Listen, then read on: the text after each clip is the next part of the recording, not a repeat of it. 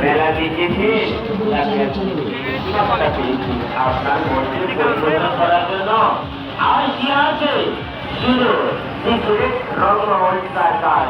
এক টিকিটে double programme একদিকে সার্কাসের সার্কাস খেলাধুলা অপরদিকে বাংলাদেশ চলচ্চিত্র চিত্রনায়িকা